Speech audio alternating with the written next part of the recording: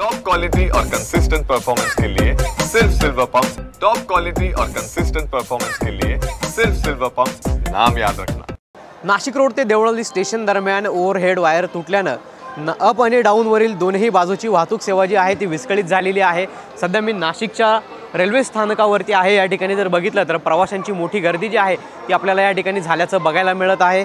यामुळे overhead wire जी आहे ती दरम्यान रात्री 11:30 वाजेच्या सुमारास तुटली होती आणि त्यानंतर तात्काळ रेल्वे प्रशासनाच्या माध्यमातून याचं काम देखील करण्यात आलेलं आहे आणि त्यामुळे अनेक गाड्या ज्या आहेत त्या आता दोन्ही मार्गावरील आपल्याला लेट झाल्याचं बघायला मिळत आहे आणि त्यामुळे कुठेतरी मोठ्या प्रमाणात नाशिक रोड रेल्वे स्थानकावरती गर्दी देखील पाहायला मिळत आहे।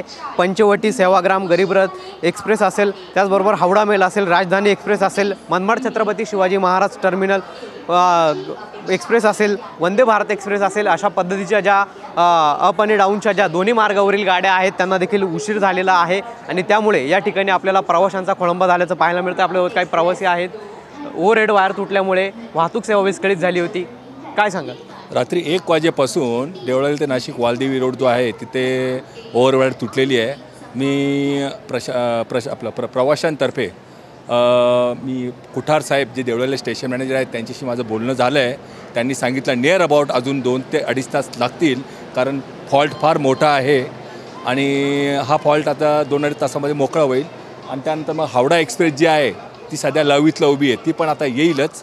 तर त्या हिशोबाने माझं बोलणं झालेलं आहे। प्रवाशांना आम्ही सर्वांना समजवलेलं आहे, बाकी त्या हिशोबाने बघू आता कधी चालू आहे गाडी ते।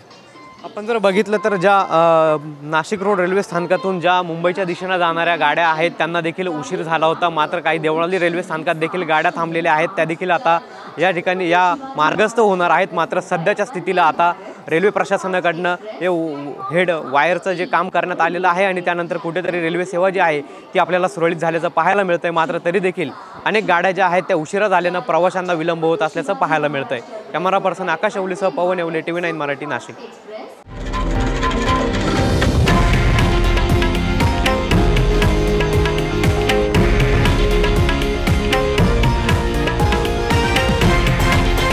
हे आहे देशातील नंबर 1 न्यूज नेटवर्क आणि आपण पाहत आहात TV9 मराठी, एकमेव।